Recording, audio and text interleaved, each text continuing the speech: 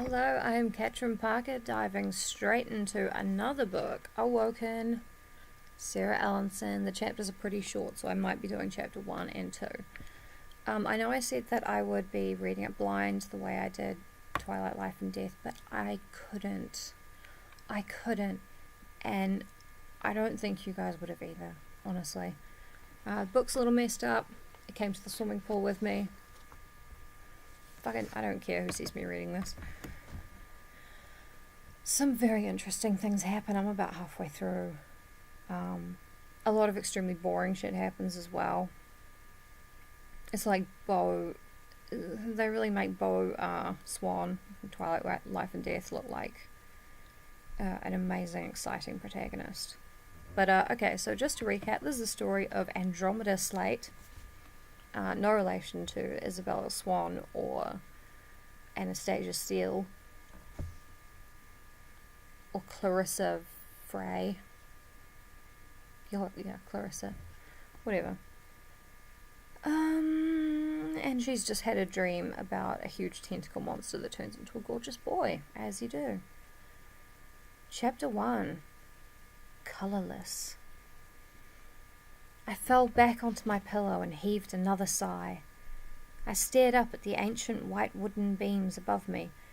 My parents had been so excited to renovate this old shipmaker's house we moved in 2 years ago. They left the ceiling beams exposed because they said it gave the house character, personality, depth.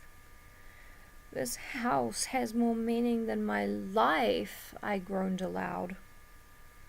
I rubbed my eyes and groaned again when I rolled over and saw the time. The digital 6:53 a.m. taunted me. Not enough time to go back to sleep. Too much time for getting ready for school. I wrinkled my nose. Ugh. Insult to injury. It was Monday, too. Just another week, another day in quaint little Portsmouth, surrounded by water and miserably far from anything interesting beyond the tourist pit stops on the way to Newport's mansions. My home. See, Andromeda is a little bitch, right? I was a shitty teenager, right? But this bitch... I mean, at least I was funny. Sometimes. Now you're just depressing me, I moaned, chastising myself. Stealing my will, I rolled out of bed and onto my feet. I grabbed my fluffy white towel off the door hook and shuffled out of my room. The hallway mirror caught me mid-yawn. My brown, shoulder-length hair a rat's nest, my dull grey eyes bleary. Yikes! So not a morning person. I stumbled into the bathroom. This is the bit where we find out that she's like so plain and like not even pretty and doesn't even care about her appearance. But she's actually really beautiful and just doesn't have any idea. My bathroom at the end of the hall was small. The freestanding clubfoot tub dominated what little... I think she means clawfoot tub. Maybe she doesn't. Maybe it's a tub with 4 club feet. The freestanding clubfoot tub dominated what little space there was, a leftover from a late 19th century renovation. Even though my second anniversary living here had passed 3 months ago, it was still a surprise to look above the toilet and not see a water tank mounted on the wall.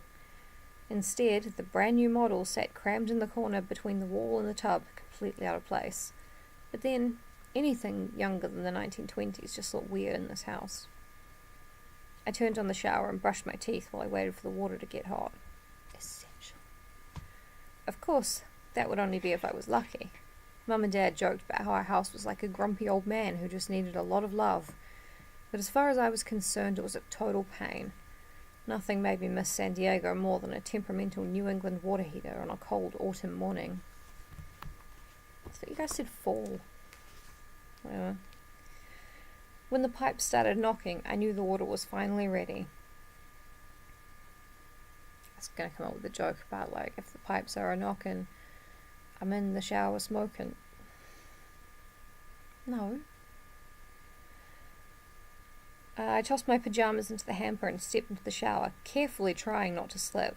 I'd slipped so many times coming in and out of that tub, I could swear it was out to get me. I swear, someday I would knock myself unconscious with the faucet running and drown. In a bathtub. How awful would that be? Okay, for like, her parents are like professors or something. For $10 you can get one of those plastic things, the non-slip pads for the bottom of the bath.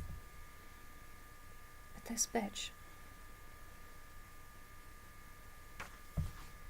I hope that's how the book ends. I hope she slips in the bath. The water was as hot as it could get, but it was just warm enough. The windows and mirror were fogging up from the steam already, but to step an inch out of the spray was to get hit by a wall of cold air. Brrr, I thought.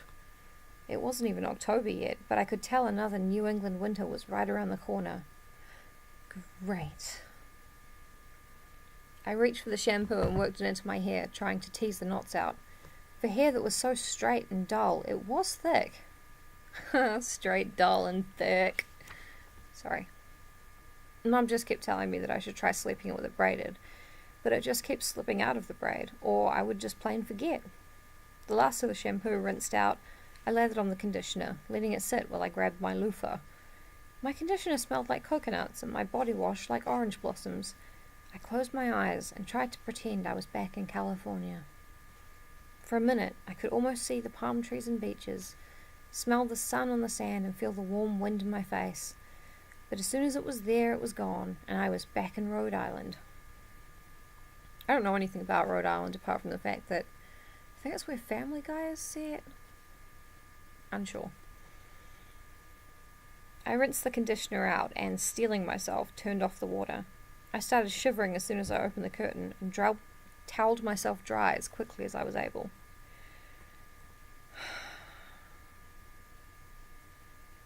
Here comes a good bit. I brushed my wet hair, scrutinizing my face in the mirror as I did. I suppose I was lucky to not really need special facial washes, toners, or moisturizers like other girls my age, but at least other girls didn't have pale, wan faces like mine. There wasn't the slightest flush to my cheek, no freckles, no dimples, nothing. Just wide grey eyes, brown hair, and pale pink lips. Yeah, she's a fucking troll, she's hideous. She makes a real point of saying she has no acne. Snow White was I only in skin, and not in any of the other important descriptors. My best friend Brie always said makeup would make my features pop, but I couldn't stand the stuff, and besides, what was the point of putting all those chemicals on your face if underneath you were still just as uninteresting? Eventually the makeup had to come off, and then what? No, it was just better not to bother. So she's one of those virtuous girls who's just effortlessly extremely gorgeous and doesn't use artificial beauty aids, doesn't think they're fun. She's a tomboy, she's cool, she's too smart for all this prettiness.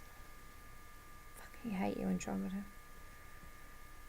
My hair was still wet, so I tied it back in a messy bun. It would dry by the time I got to my first period class. Oh, thank fuck, I was worried. Feeling more awake, I opened the door and turned toward my bedroom and nearly ran into my dad. Oh, good morning, sweetie. My dad, Dr. Howard Slate to his students and colleagues, always the morning person. He was dressed and it looked like he was just about to run off to work. His Monday classes at Miskatonic University didn't start until 11 a.m, but he liked to offer open office hours for students in the mornings. If they thought their grades mattered, he always argued, they would drag themselves out of bed for them. I feel like Sarah Allenson has not been to university. And I'm not saying that as like a diss on her or whatever, I'm just saying maybe research a thing before you write about it. Anyway. Dad's doctorate was in marine biology, and he was primarily an oceanographer. Pretty much, if it came from the depths, he found it fascinating. That was fine when we lived in San Diego, but a better paying position at MU dragged our entire family north. Hook, line, and sinker, Mum had joked, and my dad had howled with laughter.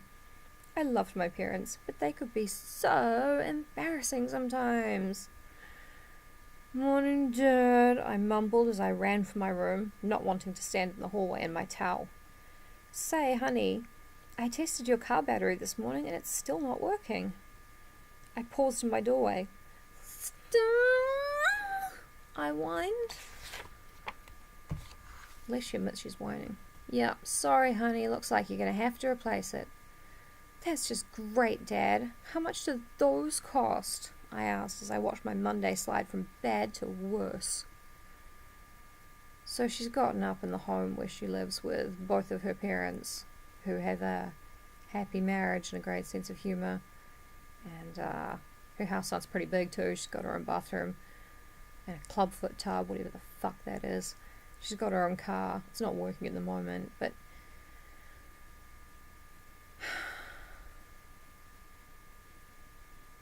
I'm going to practice some mindfulness and be calm. If the book doesn't end with Cthulhu ripping this little bitch apart, I'm going to be pretty pissed. We'll look it up, honey. Not whether she gets ripped apart by Cthulhu, but how much the fucking car battery is. And it shouldn't take you too long to save up for a new one. Besides, I'm sure Bridget will be willing to pick you up today for school. Give her a call, he suggested. I suppose. Or maybe even Vic could. I'm sure Bridget could, he interrupted. With a grimace, he continued, Sorry, honey, I like the kid and all, but I just don't like that moped of his. Bridget's car is much safer. It's got a moped. Dad, this is Portsmouth, I retorted. What are we going to hit? The curb? Please, honey, he begged his very stupid daughter. I sighed. Fine, Dad, I'll call Bree first. But I'm 16, you know. I know, sweetie, and I just want to make sure you make it to 17, he admitted with a sheepish grin. Have a good day at school? Sure, whatever. Have a good day, Dad.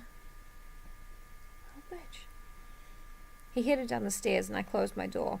It was already 7:35 a.m.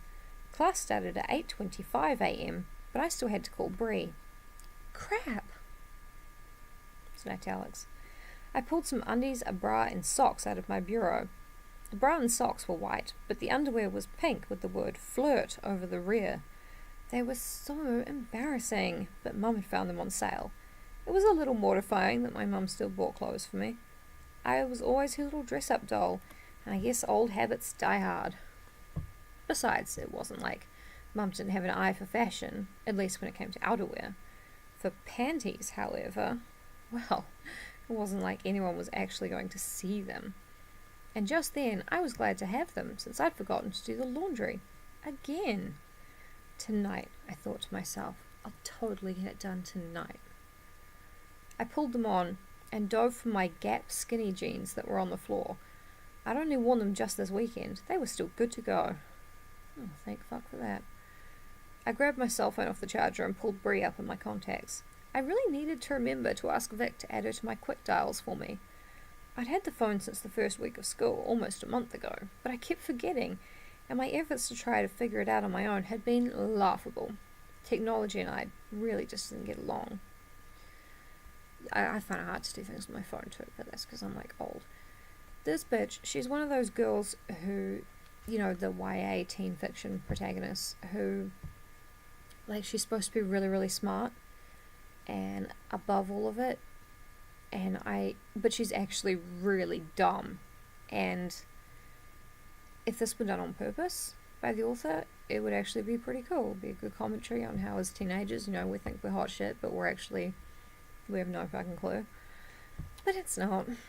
Andromeda really is just really special and smart, just like the author. I don't want to go there, but you know what? Your writing is bad. It rang once, twice, 3, 4 times, and then Bree finally picked up. She mumbled. Oh God, are you still asleep? I demanded. 5 more minutes, okay? Bree, look, I need you to pick me up. My car's still not working, I said as I searched my closet for a shirt to wear. But you could bike there in less than... I could hear her sigh and then grunt. She must have finally gotten out of bed. Okay, I can be there in 20, don't worry. Thanks, Bree, you're a lifesaver, I said, and hanging up, tossed my phone onto my bed. I finally selected a shirt, a J. Crew light V-neck in teal. Boring, but simple. I had packed my bag the night before, so I grabbed my phone, threw on my black Converse sneakers, and I was ready for another wonderful, fabulous day. Sigh. I mean, I'll give her this, that the teenager is written very much like a teenager. But, as I said, I think it's an accident. I headed down the rustic staircase. My mum, Professor Sonia Slate to her students and colleagues, except she was on a sabbatical for the year, had one of those natural flares for interior decorating. Her parents are called Howard and Sonia, much like H.P. Lovecraft and his wife of, not very long, Sonia Green. Someone's read a Wikipedia article. When we moved in, she decided on a nautical theme for the old colonial place, and she ran with it. The house was all wood and clean, cool colours, brass highlights, antique furniture, ocean-related artefacts, and bookcases that spilled from room to room. Everyone was always saying how amazing it was that the house didn't feel too masculine or too feminine, which Dad always appreciated, and yet was still homey and inviting. What the fuck? Oh my god, I'm so glad your house doesn't have a clearly defined gender scheme. What is... Just gonna stop that. Even though the end result looked effortless, I didn't really see the point of all the work Mum had done. A room is just a room after all, which was why I kept my own bedroom relatively plain. Just the furniture I needed, not really many decorations or curtains or anything. Stuff like that all just got in the way. Not even curtains. Good morning, Andromeda, Mum sang as I entered the kitchen. She stood at the stove, waiting for her coffee water to boil, and caught the grimace that crossed my face at the mention of my name. After the dream, hearing it out loud pushed hard on the old sore spot. I don't know why you hate your name so much, she sighed. It's a beautiful name. Classic. I rolled my eyes as I leaned against the counter. She could never understand. Mum just laughed. Oh, right, of course, I forgot. Classic names are lame, she teased. Just then the teapot started whistling, and she turned to pour the water into the French press. She has a teapot on the stove? Alright. I know a lot of Americans read these, but I'm a New Zealander and we take our tea pretty seriously. A tea kettle, also called a jug, is an electric kettle, or you can put one on the stove. That's what boils the water. You pour that into the teapot. Well, you pour a little in first to warm it, kind of swish it around. Then you pour the water into the teapot with the tea, and you pour the tea out of the teapot.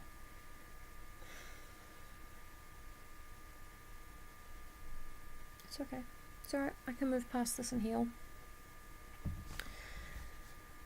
I'm just going to pretend it's a tea kettle they're talking about. I'm just not an Andromeda, Mum, I groused as I grabbed a coffee mug and a tea bag from the kitchen counter. It was my favourite tea, peppermint, and I used the last of the hot water to make myself a cup. I only added a little bit of honey and milk to it, and the way the aroma played with my nose was perfect. You don't add milk to herbal tea. You don't ever add milk to I'm getting agitated, and I'm not going to do that. There's way worse shit in this book than just the tea thing, but... Not a soon-to-be-sacrificed maiden rescued by a daring prince with a monstrous weapon, Mum suggested.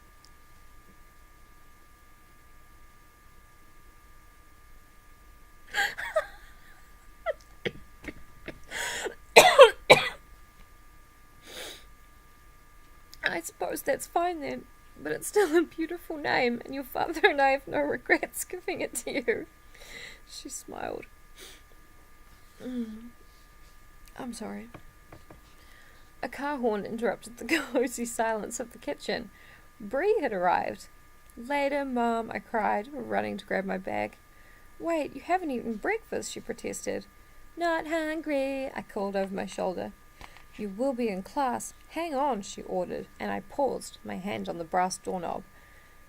Through the window, I could see Bree sitting in her car, looking bored and texting. She honked again without looking up. Geez, Bree, I thought, the neighbours are going to love that. Yeah, exactly, don't honk your fucking horn. She's texting. Why doesn't she just text I'm outside? Fuck you, book. Fuck you. Here, Mum said as she jogged from the kitchen. She shoved a granola bar into my hand. Something for the road, sweetie. Okay, bye, Mum, I said as I opened the door and ran to Bree's car. Have a good day at school, she yelled from behind me. Not likely, I thought as I slid into the passenger seat. After all, it was just another Monday in Portsmouth, Rhode Island. Also, you should tell your mum you love her when you leave the house. Come on, man. She gave you a granola bar. I kind of want to plough ahead with chapter... Oh, sorry, the chapters have headings. Oh yeah, colourless, I told you that. I kind of want to go with this next one. But...